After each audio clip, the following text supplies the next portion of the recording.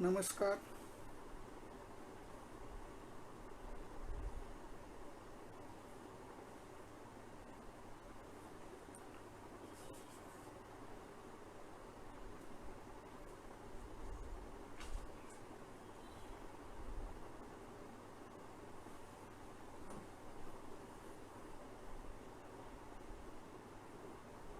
Hello.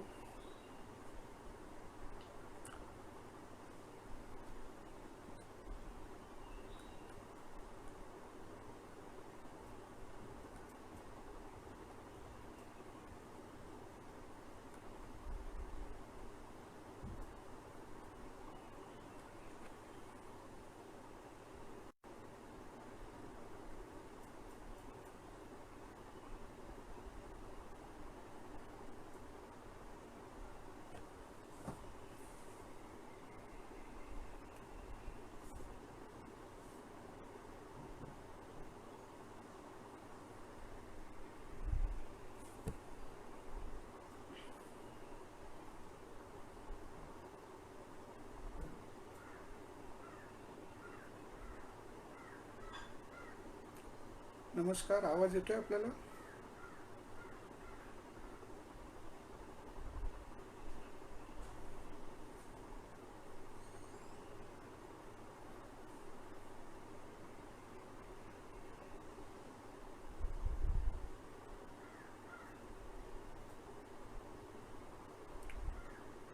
आपण सुरुवात करूया.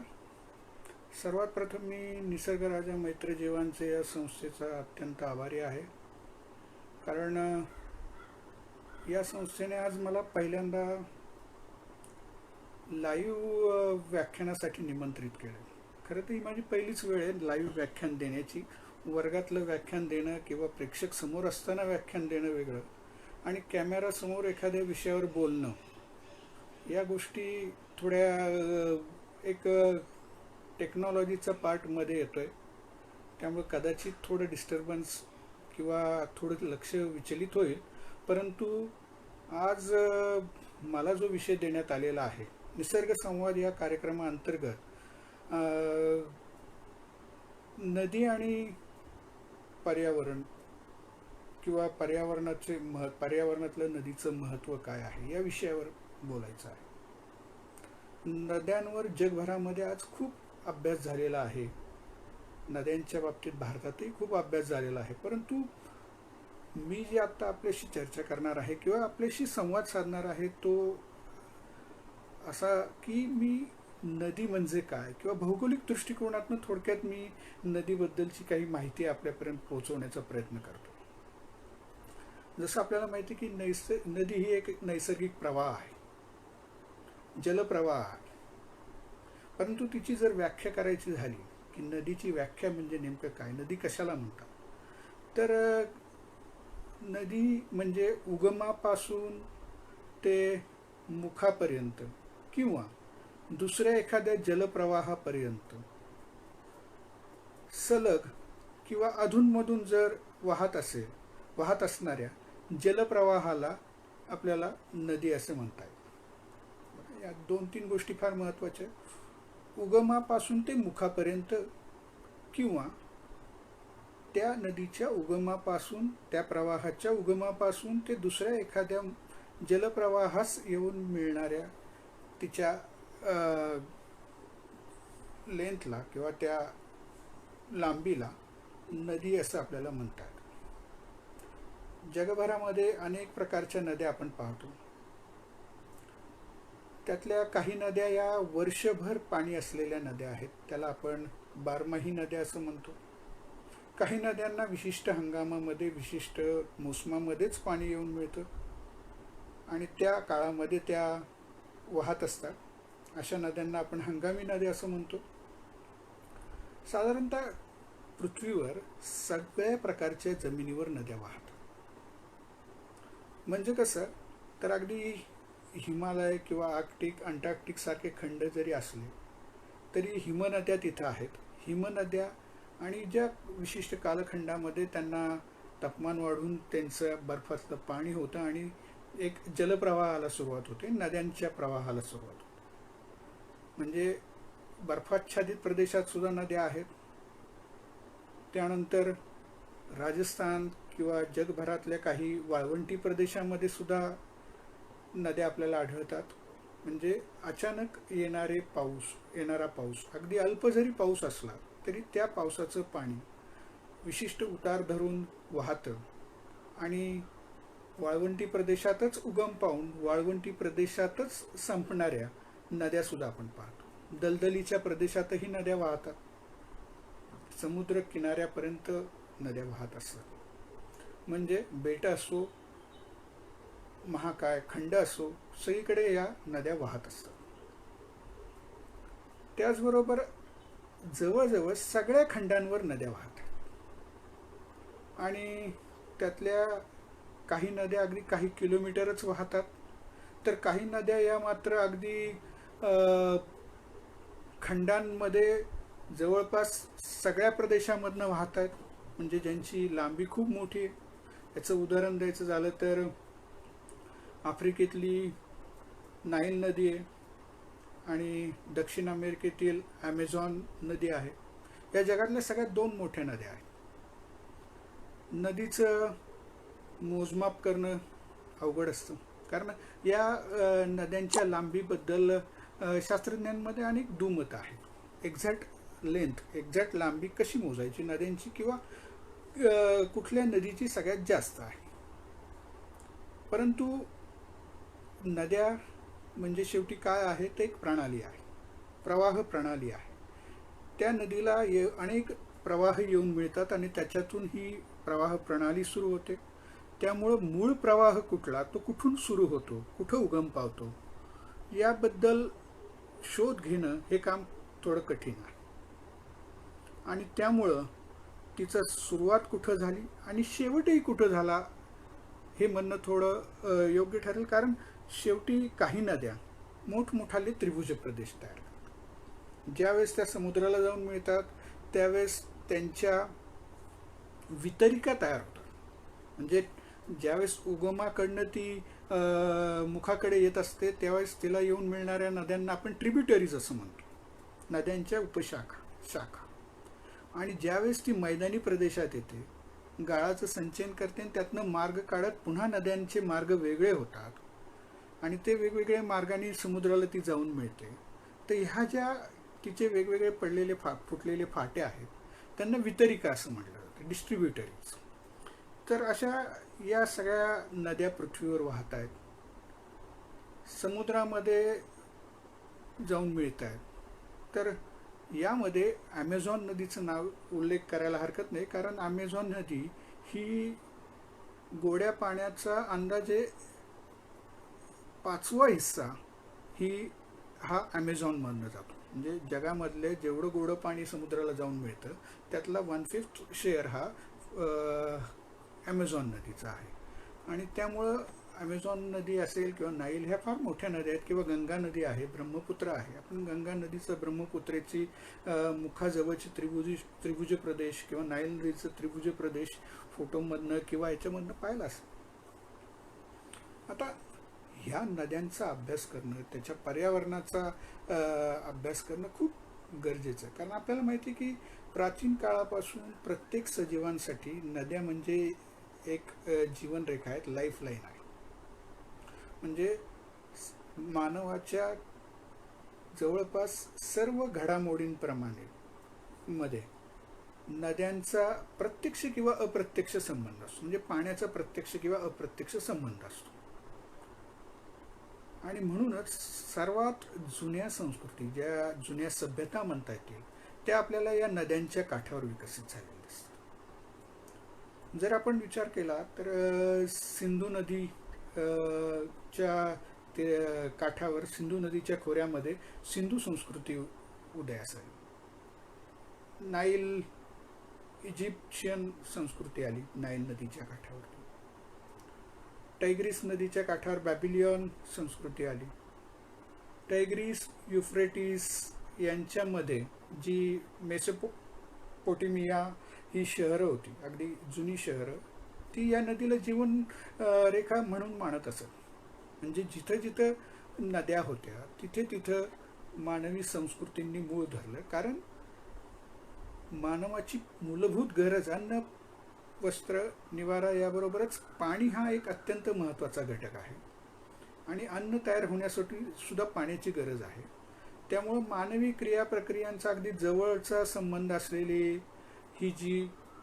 या ज्या नद्या आहेत आणि त्या नद्यांच्या आधारावर मानव आपलं अन्न तयार करू लागला. त्याच ठिकाणी असणारी जैवविविधतेचा आपल्या उदरनिर्वाहामध्ये उपयोग करू लागला. मासेमारी असो, पशुसंवर्धन असो, या सगळ्या गोष्टीसाठी त्याला पाणी आवश्यक होतं. आणि हळूहळू लोकसंख्या वाढू लागली. या संस्कृतींचा विकास होत शहरं निर्माण झाली. या मोठमोठ्या शहरांचा मोठ्या प्रमाणात विकास होत गेला. आणि सगळ्यात महत्त्वाचं म्हणजे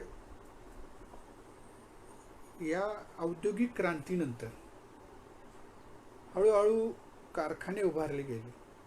नद्यांच्या काठावरनं हे कारखाने त्यांचं वेस्ट मटेरियल पाण्यात सोडायला लागले, नद्यांमध्ये सोडायला लागले. लोकसंख्या वाढीमुळं मानवाच्या ज्या क्रिया होत्या, अंघोळ असतील किंवा पाळीव प्राण्यांना धुणं असेल किंवा इतर अनेक गोष्टींमुळं नद्या प्रदूषित व्हायला सुरुवात झाली. आणि आज आपण पाहतोय जगभरामध्ये नद्यांची परिस्थिती काही फारशी चांगली नाही आहे.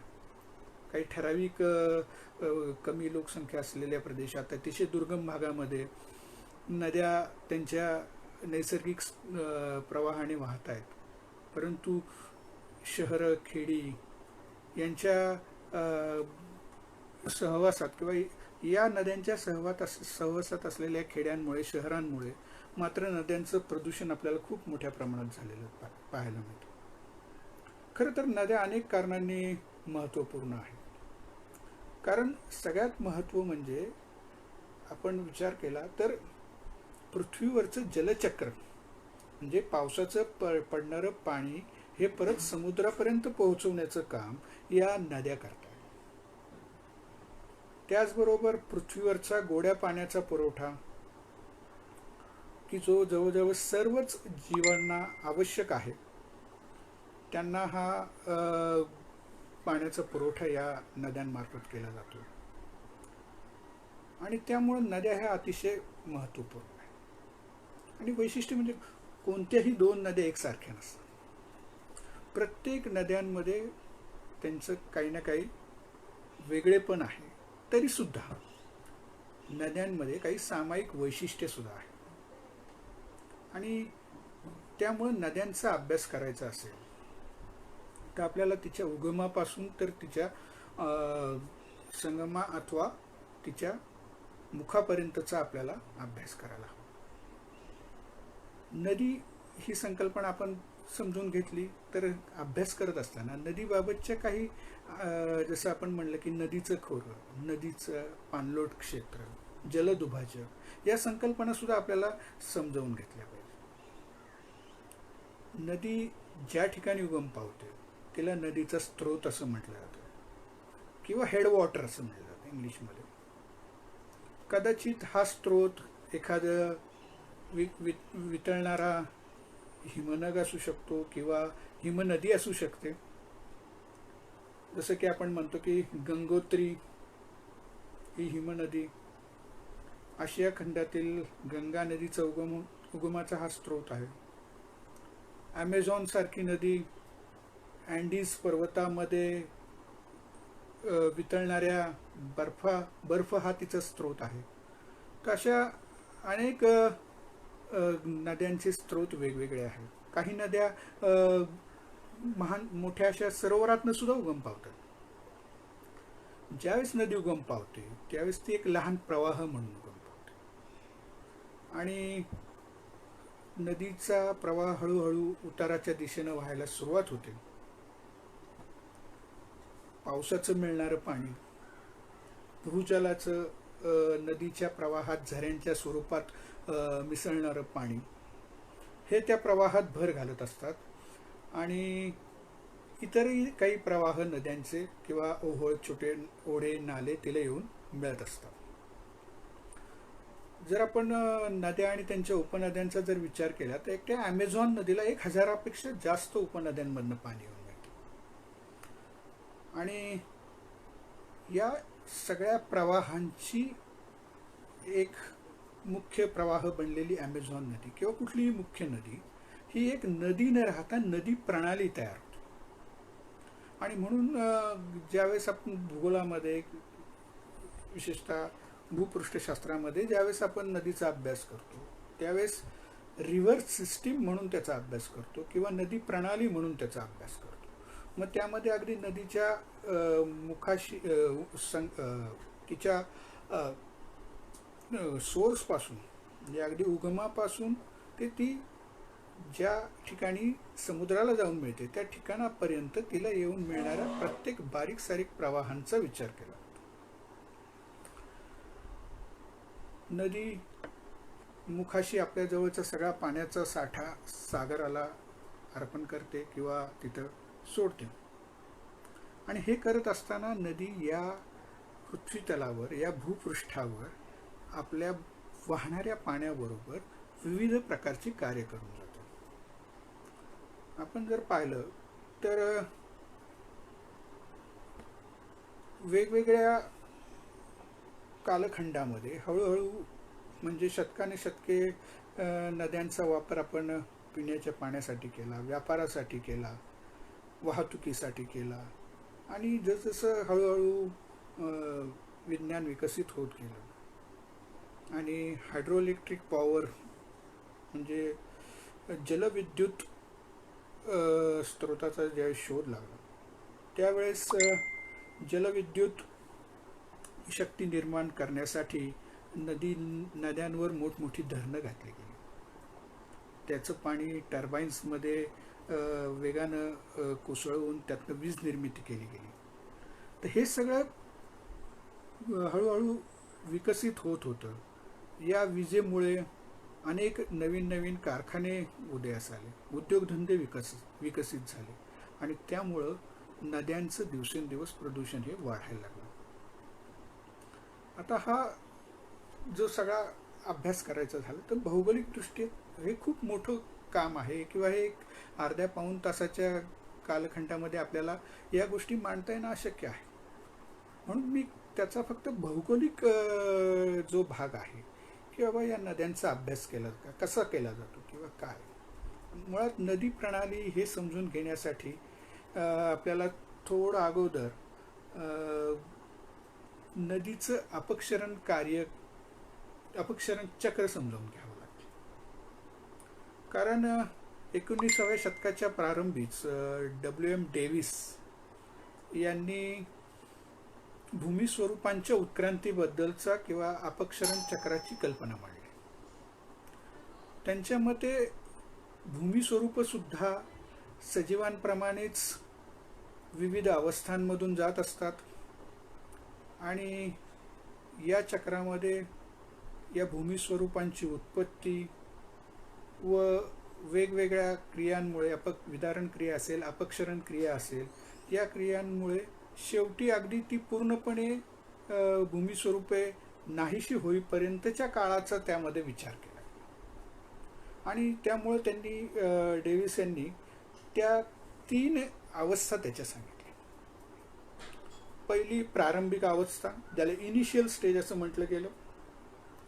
दुसरी अवस्था होती क्रमबद्ध किंवा सिक्वेन्शियल स्टेज. आणि तिसरी अंतिम अवस्था किंवा अल्टिमेट स्टेज त्याला म्हटलं. या 3 अवस्थांमधनं भूमी स्वरूप आपल्याला जाताना दिसतात. परंतु आपल्या सोयीसाठी आणि नीट समजून घेण्याच्या दृष्टीनं आपण अपक्षरण चक्राची युवावस्था, प्रौढावस्था आणि वृद्धावस्था यामध्ये त्या अवस्था विभागल्या. आता जर त्या सजीवांप्रमाणेच वेगवेगळ्या अवस्थांमधनं जात असतील, जसं आपण युवावस्था, प्रौढावस्था, वृद्धावस्थेतनं जातो, तशी नदी तिच्या उगमापासून ते तिच्या मुखापर्यंत या 3 अवस्थांमधनं जात असते. आता या 3 अवस्था समजून घ्यायलाच आपल्याला तिच्या वेगवेगळ्या अवस्था कुठल्या टप्प्यामध्ये कशा घडतात आणि त्यांना युवा अवस्था, प्रौढावस्था किंवा वृद्धावस्था का म्हटलं गेलं हे आपल्याला त्यावरनं समजून घेतं.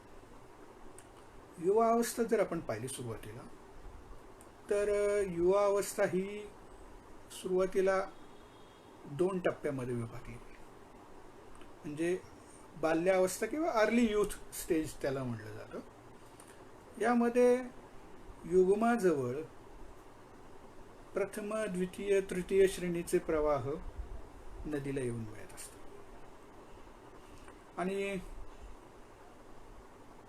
या आता तुम्ही म्हणाल प्रथम श्रेणी, द्वितीय श्रेणी, तृतीय श्रेणी प्रवाह म्हणजे नेमकं काय? जसं मगाशी मी म्हटलं की ज्यावेळेस या प्रणालीचा आपल्याला अभ्यास करायचा आणि प्रणालीचा अभ्यास, नदी प्रणालीचा अभ्यास करताना नुसतं वर्णनात्मक स्वरूपामध्ये तो करणं योग्य ठरत नाही. कारण कुठल्याही गोष्टीला संख्याशास्त्रीय आधार असेल, जर त्याचा माहितीचं आपण क्वांटिफिकेशन केलं, सांख्यिकीमध्ये रूपांतरण केलं, तर त्याच्यावर सांख्यिकी प्रक्रिया करून आपल्याला त्यातनं शास्त्रीयशुद्ध पद्धतीने त्याचं विश्लेषण करता येतं आणि त्यावरनं येणाऱ्या निरीक्षणांचं किंवा त्यावरनं येणाऱ्या उत्तरांचं ॲनालिसिस करून आपल्याला निष्कर्षापर्यंत पोचता येतं. म्हणून नदीचे चित्र समोर डोळ्यासमोर आपण ज्यावेळेस ठेवतो त्यावेळेस आपल्या डोळ्यासमोर वेगवेगळे प्रवाह नदीला येऊन मिळतात आणि एक मुख्य नदी डोंगराळ प्रदेशाकडनं तिच्या मुखाच्या दिशेनं म्हणजे कमी उताराच्या कडे किंवा डोंगर पायथ्याच्या दिशेनं वाहत जाताना दिसते. आता या नद्यांना येऊन मिळणारे प्रवाह किती आहेत, त्यांची संख्या किती आहे, त्यांचं स्वरूप काय आहे, ते कसे आहेत याचं जर आपल्याला, कारण हे एक नेटवर्क आहे. नदी हे काय आहे, प्रणाली आहे किंवा ड्रेनेज बेसिन नेटवर्क त्याला म्हणतात. नेटवर्क म्हणजे ते एकमेकांशी संलग्न आहेत. प्रत्येक त्यामधला प्रवाह हा त्या प्रणालीचा एक महत्त्वपूर्ण असा घटक आहे आणि त्यामुळे त्या घटकाचा अभ्यास करायचा असेल तर वेगवेगळ्या टप्प्यांवर त्यांचं आपल्याला वर्गीकरण करायला हवं. आणि त्यामुळं स्ट्रॅलर यांनी हे जे प्रवाह येऊन मिळतात त्यांच्या वर्गीकरणाची सुरुवात केली आणि त्या वर्गीकरणाला त्यांनी श्रेणी म्हटलं, क्लास केले त्यांनी. प्रथम श्रेणी प्रवाह, द्वितीय श्रेणी प्रवाह, तृतीय श्रेणी प्रवाह, चतुर्थ श्रेणी प्रवाह, अशा पद्धतीनं त्यांनी त्याचं वर्गीकरण करायला सुरुवात केली. आणि ते वर्गीकरण करत असताना ज्या प्रवाहांना कुठलाही प्रवाह येऊन मिळत नाही, उगमापासून तो दुसऱ्या प्रवाहापर्यंत ज्यावेळेस एकटाच वाहतो आणि दुसऱ्या प्रवाहाला जाऊन मिळतो, तिथपर्यंतचा तो प्रवाह हा प्रथम श्रेणीचा प्रवाह म्हणतो. असे 2 प्रथम श्रेणीचे प्रवाह एकत्र आले की द्वितीय श्रेणी प्रवाह तयार होतो. असे 2 द्वितीय श्रेणी प्रवाह एकत्र आले की तृतीय श्रेणी प्रवाह तयार होतो. म्हणजे थोडक्यात हायरार्की प्रमाणे त्यांनी हे केलं, प्रथम श्रेणी, द्वितीय श्रेणी, तृतीय श्रेणी. तर हे सगळे प्रथम श्रेणी प्रवाह, द्वितीय श्रेणी प्रवाह हे आपल्याला किंवा तृतीय श्रेणी प्रवाह हे डोंगराळ प्रदेशात, उगमाच्या प्रदेशात आपल्याला पाहायला मिळतात की ज्या ठिकाणी डोंगर उतार हे तीव्र असतात आणि साधारणतः जर आपण पाहिलं तर 1 किलोमीटरला 20 मीटर एवढा तो स्लोप असतो, एवढा त्याचा ग्रेडियंट असतो. आणि त्यामुळं या उतारावरनं जे जे प्रवाह वेगानं वाहत एकत्र येतात त्यांना आपण प्रथम, द्वितीय, तृतीय श्रेणी मगाशी सांगितल्याप्रमाणे वर्गीकरण करतो. हे प्रवाह प्रचंड वेगानं उताराच्या दिशेने खाली येत असल्यामुळे या भागामध्ये खननाची क्रिया खूप वेगानं चालते. नदी म्हणजे एनर्जी खूप असते नदीमध्ये, कारण वेग असतो, पाण्याच्या प्रवाहाला वेग असतो. या वेगामुळं नदी आपल्या तळाची झीज करत असते. म्हणजे नद्यांची जे प्रवाह आहेत ते प्रवाह आपलं पात्राची खोली वाढवत असतात. त्याला अंडरकटिंग असं म्हणतो. किंवा अ, नदीच्या तळाचं खनन वेगाने ती करत असते. आणि त्या खननामुळे त्या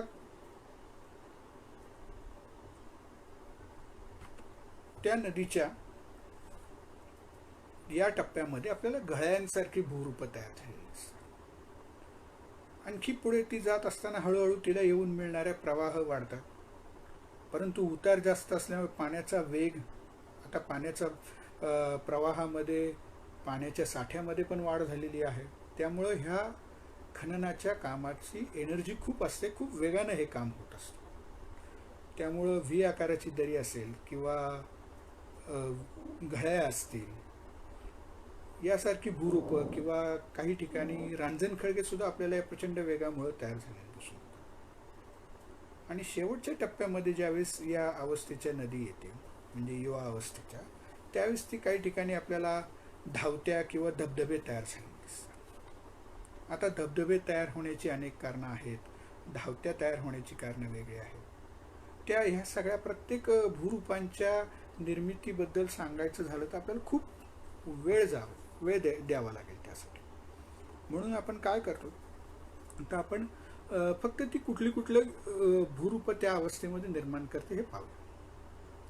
या अवस्थेमध्ये नदीचं पात्र फार अरुंद असतं, खडबडीत असतं. नदी पात्रामध्ये मोठमोठाले दगड धोंडे असतात, दगड गोटे असतात, ओबडधोबड सगळ्या गोष्टी त्यामध्ये असतात. आणि नदीच्या पाण्याला प्रचंड वेग असल्यामुळे, आणि दुसरी गोष्ट गुरुत्वाकर्षण शक्ती, पाणी खाली खेचून घेण्याची वेग, या सगळ्या गोष्टींमुळं हे मोठमोठाले दगड धोंडे, कधीकधी पुराच्या वेळेस पावसाळ्यामध्ये ह्या प्रचंड मोठ्या आकाराच्या शिळासुद्धा ही नदी आपल्याबरोबर वाहून खाली उताराच्या दिशेने घेऊन जात असते. अशी ही वैशिष्ट्ये ह्या नदीच्या पात्रात या अवस्थेमध्ये आपल्याला दिसतात. जसं आपण तारुण्य अवस्थेमध्ये आपल्यामध्ये जोश असतो, ताकद असते, कुठलंही कठीण काम, युवा शक्ती आपण ज्याला म्हणतो, ही काहीतरी कन्स्ट्रक्टिव्ह काम करण्याची ताकद यामध्ये असते. तसं काहीच काम या नदीमार्फत युवावस्थेमध्ये केलं जातं, विशेषतः डोंगराळ प्रदेशामध्ये केलं जातं.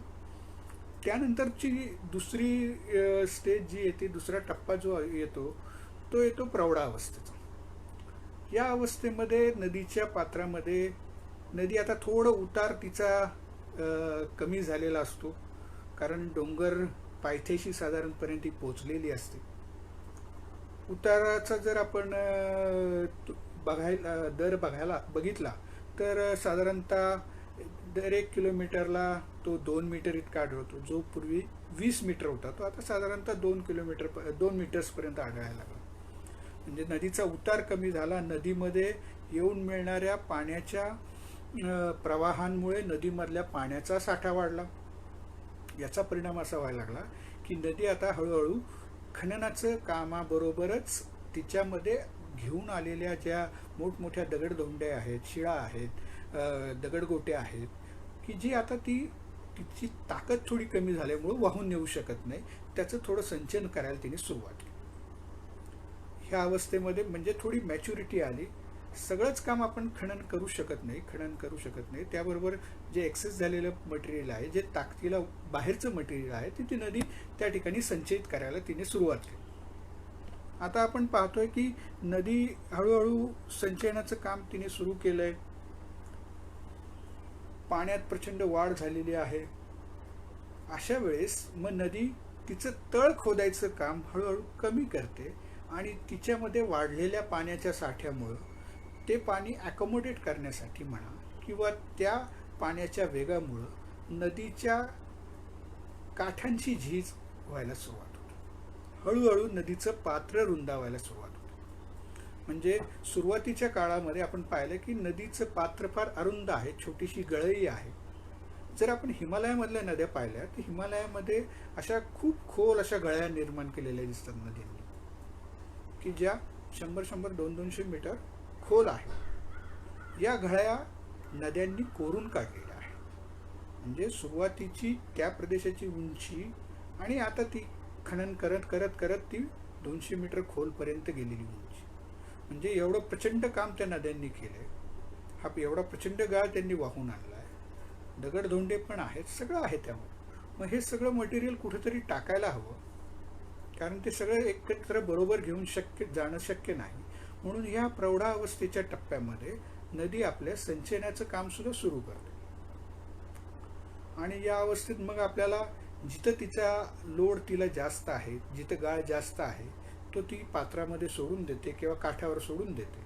त्याला वळसा घालून ती पुढे सरकते आणि मग त्यामुळे नागमोडी वळणांची निर्मिती आपल्याला त्यामध्ये झालेली दिसते.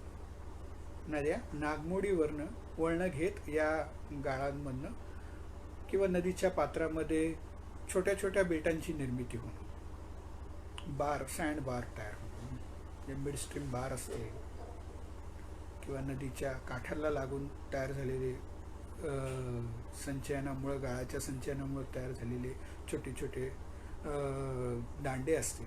ह्या सगळ्या गोष्टी आपल्याला या मधल्या टप्प्यामध्ये तयार झालेल्या पाहायला मिळतात.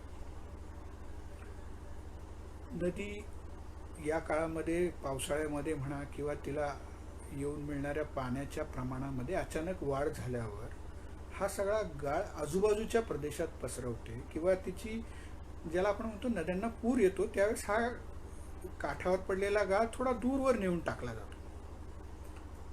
अशा ठिकाणी ज्या ज्या लिमिटपर्यंत हा गाळ नेऊन टाकला जातो तिथे असे थोडे उंचवटे तयार होतात. त्याला आपण पूरतट असं म्हणतो. आणि या पूरतटांच्या पासून ते नदीच्या काठापर्यंत एक मंद उतार तयार होतो किंवा गाळाचा संचयनाचा थर साचतो. त्याला आपण पूर मैदानं असं म्हणतो. पूरतट, पूर मैदानं, या सगळ्या गोष्टींची निर्मिती आपल्याला या मधल्या टप्प्यामध्ये चालू. किंवा आपण ऑक्सबॉल लेक, चंद्राकृती, नालाकृती सरोवर, या सरोवरांची निर्मिती सुद्धा आपल्याला या ठिकाणी पाहायला मिळते. म्हणजे नद्या भूरूपांना एक भूपृष्ठाला एक वेगवेगळे भू आकार देत पुढे सरकत असतात. आणि हे वेगवेगळे भू आकार त्या नदीच्या मध्ये असणाऱ्या पाण्याचा साठा, तिचा वेग, त्या प्रदेशाचा उतार, त्या ठिकाणी असणारं वनस्पतींचं आच्छादन, त्या ठिकाणी पडणारं पावसाचं प्रमाण, या अनेक गोष्टींवर अवलंबून असतं. म्हणून प्रत्येक नदी, मी मगाशी म्हटलं त्याप्रमाणे, ही वेगळी असते. प्रत्येक नदीची काम करण्याची पद्धत ही तिच्या सोबतच्या भौगोलिक परिस्थितीवर असते. ज्या प्रदेशातनं ती वाहते त्या प्रदेशामध्ये असणारे खडक कुठल्या प्रकारचे आहेत यावरनं सुद्धा नदीचं कार्य ठरत असतं. जसं मगाशी मी म्हटलं की हिमालयामधल्या नद्यांनी त्यांच्या पात्रामध्ये उगमस्थानापासून ते खाली गंगेच्या मैदानी प्रदेशात येईपर्यंत प्रचंड आकाराच्या खोल अशा गळ्या तयार केलेल्या आहेत. आणि या गळ्या जर आपण पाहिलं तर आपण थक्क व्हाल, एवढं प्रचंड खनन काम त्यांनी केलेलं आहे. मग हे कशामुळे शक्य झालं? तर त्या ठिकाणी असणारा पाण्याचा वेग, त्याचबरोबर उंची, पाण्याचा वेग आणि खडकाचा प्रकार. तिथले खडक स्तरित खडक आहे, त्यामुळे खडकांची झीज लवकर होते. त्यामुळं त्या ठिकाणच्या खडकांची झीज लवकर झाल्यामुळे त्यांनी आत्तापर्यंत मोठमोठ्या खोल अशा गळ्या तयार केल्या. परंतु या उलट आपण जर बघितलं तर सह्याद्री पर्वतरांगांमध्ये उगम पावणाऱ्या नद्या, दख्खनच्या पठारावरनं वाहणाऱ्या नद्या, या उंचावरनं वेगानं खाली येत असताना सुद्धा हिमालय इतक्या खोल गळ्या त्यांनी तयार केल्या नाही. कारण त्या ठिकाणी असणारा जो खडक आहे, अग्निजन्य खडक आहे, बेसॉल्ट आहे, ग्रॅनाइट आहे, हा कठीण खडक आहे, त्याची झीज फार मंद गतीने होते. त्यामुळे खडकांचा प्रकार सुद्धा ह्या नदीच्या कार्यामध्ये महत्त्वाचा ठरतो. तशा अनेक घटकांच्या एकत्रित परिणामांमुळे नदी आपल्या प्रवाह मार्गामध्ये वेगवेगळ्या प्रकारची भूरूपं तयार करत असते.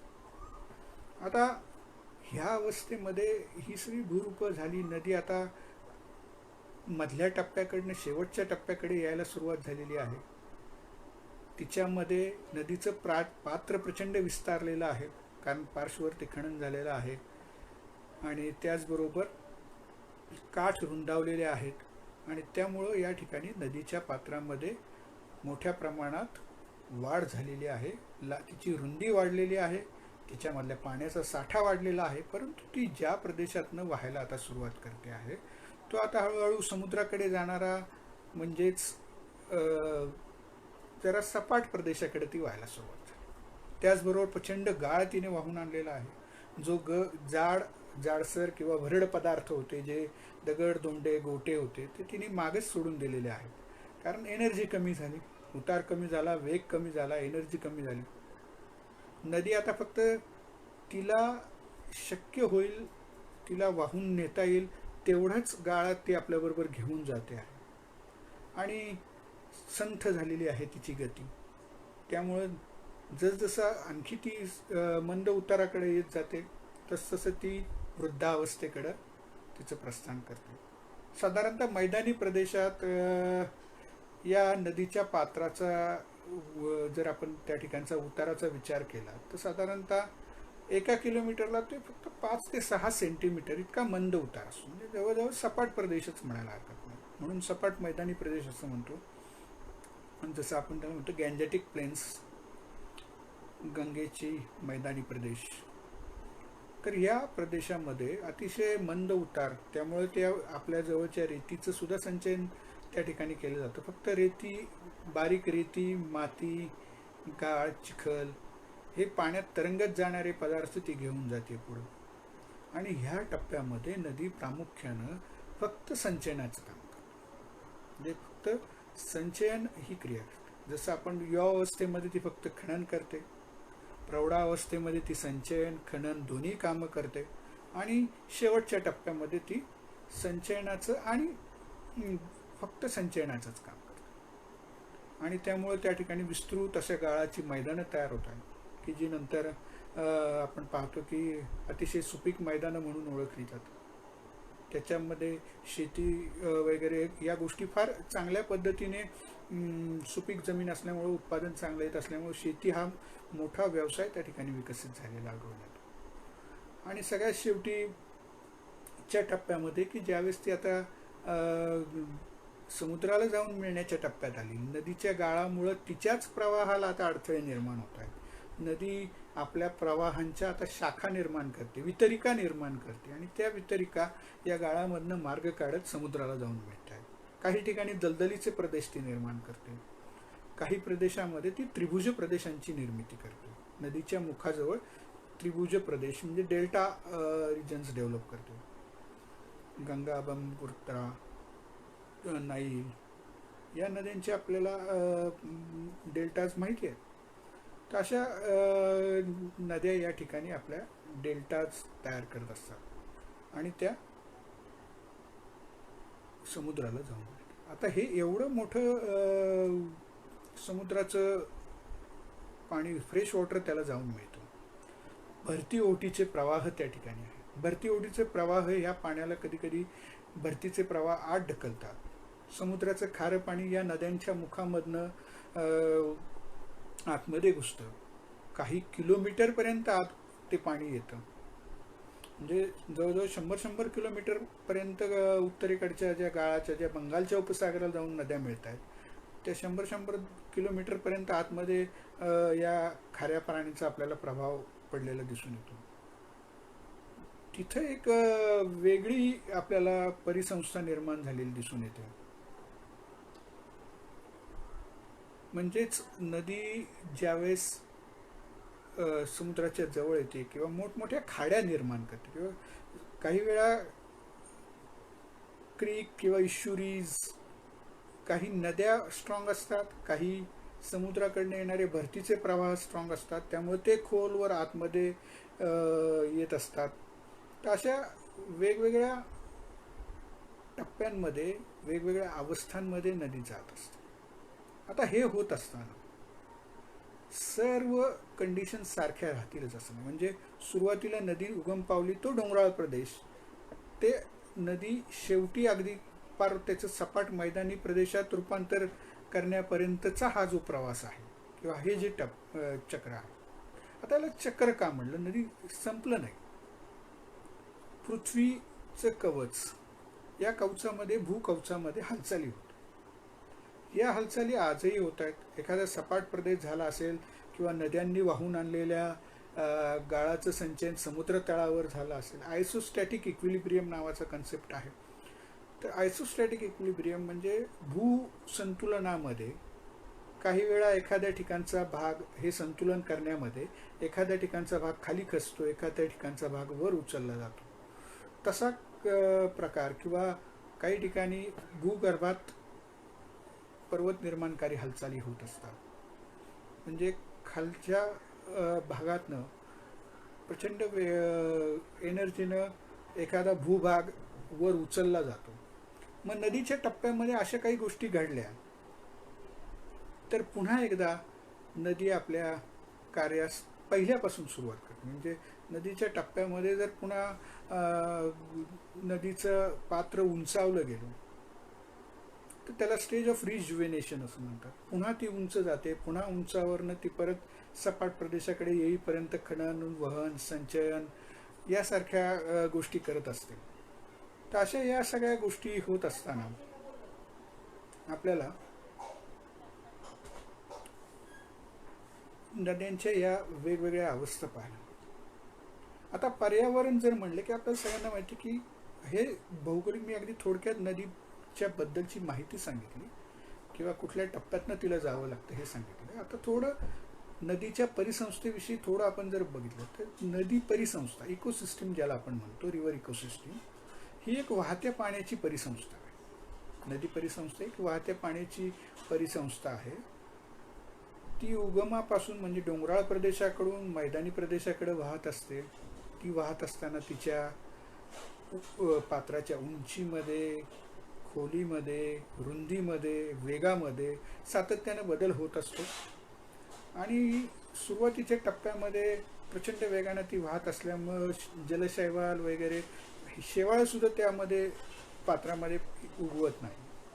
परंतु ज्यावेळेस ती मधल्या टप्प्यामध्ये येते किंवा काही वेळा नदीच्या पात्रामध्ये काही डोह निर्माण होतात, काही ठिकाणी पाणी संथ होतं, काही ठिकाणी ते साठून राहतं, अशा ठिकाणी परिसंस्था निर्माण होतात. आणि त्या परिसंस्थांचा जर विचार केला तर आपल्याला नदी वाहत असताना ती शेवटपर्यंत जाईपर्यंत, तिच्या उगमापासून शेवटपर्यंत, मुखापर्यंत वेगवेगळ्या प्रकारच्या वनस्पती, वेगवेगळ्या प्रकारचे जलचर, वेगवेगळ्या गवतांचे प्रकार, वनस्पतींचे प्रकार हे नदी पात्रामध्ये, नदीच्या काठावरती निर्माण झाले असून सखल मैदानी प्रदेशामध्ये ज्यावेळेस नदी येते त्यावेळेस पाण्याचा वेग अतिशय संथ असतो, त्यामुळे तिथं वनस्पतींची वाढ होते.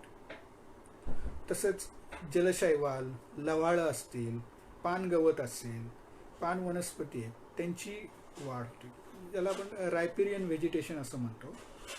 आता हे वनस्पती त्या ठिकाणी उगवल्यात, त्याच्यावर जगणारे मासे असतील, साप, पक्षी, बेडूक असे काही पृष्ठवंशीय प्राणी त्या ठिकाणी निर्माण होतात. काही ठिकाणी दलदल निर्माण होते, त्या दलदलीच्या ठिकाणी गांडूळ, खेकडे, काही सूक्ष्मजीव, माशांचे काही प्रकार, अमिबा, अगदी सूक्ष्मजीव, अमिबासारखे जीव त्या ठिकाणी निर्माण. आणि हे एक सिस्टीम तयार होते. ह्या माशांना खाण्यासाठी मगरी असतील, सुसरी असतील किंवा बगळे असतील, पानबगळे असतील, वेगवेगळे पक्षी असतील, ते त्या ठिकाणी त्यांचं अस्तित्व आपल्याला दिसून येतं. आणि त्यामुळे ही एक परिसंस्था तयार होते, इकोसिस्टीम तयार होते. यातल्या एका जरी घटकाला धक्का बसला तरी या नदी परिसंस्था धोक्यात येऊ शकते. आणि आज आपण जगातल्या मोठमोठ्या नद्यांची जर परिस्थिती बघितली तर या नद्यांचं होणारं प्रदूषण ही एक मोठी समस्या निर्माण झाली आहे. गंगा नदी असो, मिसिसिपी असो, डॅन्यूब असो, म्हणजे युरोपमधल्या नद्या असो किंवा आशिया खंडामधल्या नद्या असो, या नद्यांचं मोठ्या प्रमाणात आपल्याला प्रदूषण झालेलं दिसून येतं. आणि या प्रदूषणामुळं आज परिस्थिती अशी निर्माण झालेली आहे की काही ठिकाणी प्रचंड प्रदूषणामुळे त्यातल्या अनेक सागरी वनस्पती, सागरी म्हणतो, नदीच्या पाण्यामध्ये असणारे वनस्पती, अनेक मासे, अनेक जलचर हे नष्ट झालेले आहे, संख्या कमी झालेली आहे. आणि त्या प्रदूषण किंवा ते जे जे काही शिल्लक आहेत ते मासे, त्याचं आपण प्रदूषित पाणी ते पितात किंवा पाण्यात ते जगतात, वाढतात, तेच प्रदूषक असलेली मासे आपण खातो. म्हणजे पर्यायीनं आपल्याही जीवाला त्याच्यामुळं धोका निर्माण झालेला आहे, परिसंस्था डिस्टर्ब झालेल्या आहे. तर ह्यावर बोलायचं झालं तर आपल्याला एक वेगळा आणखी एक टॉपिक यावर, एक व्याख्यान यावर आपल्याला घेता येऊ शकतं. तर मला वाटतं नदी किंवा नदीचं पर्यावरणाचं महत्त्व हे आपल्या सगळ्यांना माहिती आहे. आता आपण बघतोय की जगभरामध्ये लॉकडाऊनच्या परिस्थितीमध्ये, या कोविड-19 पॅन्डेमिकमुळं, जागतिक साथीमुळं आज लोक घराबाहेर पडत नाहीत, उद्योगधंदे बंद आहेत, कारखाने बंद आहेत. पर्यायाने कारखान्यातनं बाहेर पडणारं जी प्रदूषकं आहेत, जे वेस्ट मटेरियल आहे, ते नद्यांना जाऊन मिळत नाही. नद्या हळूहळू पुनर्जीवित झाल्यासारख्या वाटत आहेत. यूट्यूबवर किंवा व्हॉट्सअप, फेसबुकवर आपण अनेक क्लिप पाहिल्यास यमुना नदीच्या पाण्याच्या शुद्धतेमध्ये खूप फरक पडलेला आहे. काही ठिकाणी आपण जगातल्या वेगवेगळ्या नद्यांच्या लोकांनी घेतलेले पाण्याचे परीक्षणांचे अहवाल आपण पाहू शकतो यूट्यूबवर. आणि ह्यामध्ये आपल्याला असं लक्षात येईल की मानवी हस्तक्षेप जर झाला नाही तर ह्या नद्या त्यांच्या नैसर्गिक स्रोतातच, नैसर्गिक पद्धतीने ते वाहत आहेत. त्यामधले सजीव म्हणजे आज आपण पाहतोय की किती मोठ्या प्रमाणात समुद्रकिनारी सागरी कासवांनी आपल्या ओरिसाच्या कोस्टला लक्षावधी या कासवांनी अंडी घातली, कोट्यावधी अंडी घातली, की जी एकेकाळी वाढत्या पर्यटकांच्या संख्येमुळं, प्रदूषणामुळं किनाऱ्यावर येतच नव्हती. तर हे सगळं आता पुनर्जीवित होतं. हे केवळ या 1-2-3 महिन्यामध्ये आपल्याला एवढे बदल घडून येतात. म्हणजे खरंच आपण निसर्गामध्ये किती ढवळाढवळ करतो आहोत.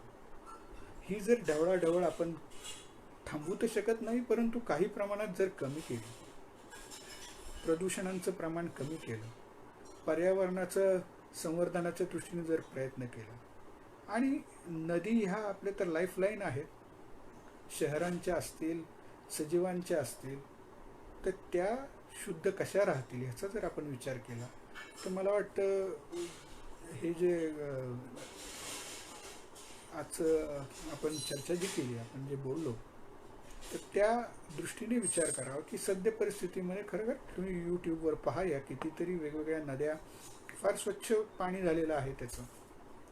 तर असं आपल्याला कायमस्वरूपी करता येईल का या दृष्टीने विचार करायला हवा, आणि त्या दृष्टिकोनातून आपण काही प्रयत्न करता येतील.